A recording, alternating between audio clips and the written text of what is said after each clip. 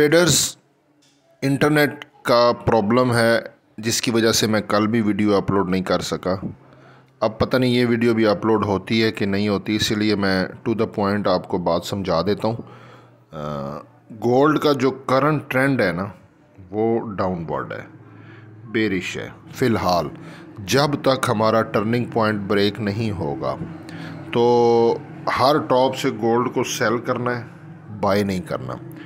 तो गोल्ड का जो टर्निंग पॉइंट अभी मैंने जो निकाला है, मैं आपको स्क्रीन पे लिख के दे देता हूँ। गोल्ड का करंट टर्निंग पॉइंट है 2632 और टर्निंग पॉइंट जो है वो हमारा एसएल भी होता है।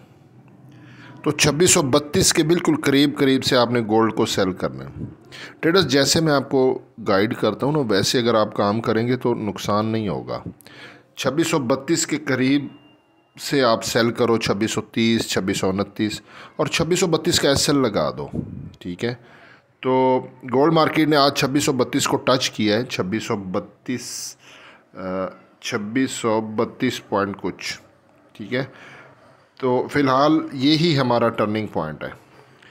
और अगर बाय का देखना हुआ, फ़िलहाल ट्रेंड बेरिश है, अगर बाय का देखना हुआ तो 2595 के करीब से देखना है।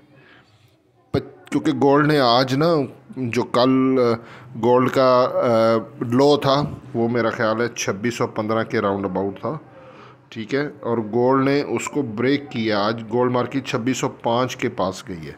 तो प्रीवियस डे का लो भी ये इंडिकेट कर रहा है कि गोल्ड डाउन आएगा, ठीक है। और गोल्ड को अगर बाय करना हुआ, बाय का रिस्क अगर हमने लिया तो वो हम 2595 के एसएल के साथ हम लेंगे, यानी कि 2597-98 के करीब से।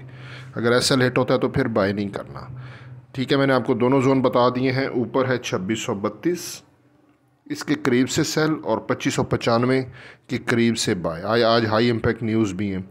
इंटरनेट का इशू है, पता नहीं ये वीडियो भी अपलोड होती है कि नहीं। मैं लगा देता हूँ, पब्लिक कर देता हूँ, देखते हैं क्या होता है। तो इंटरनेट का इशू कल का चल रहा है।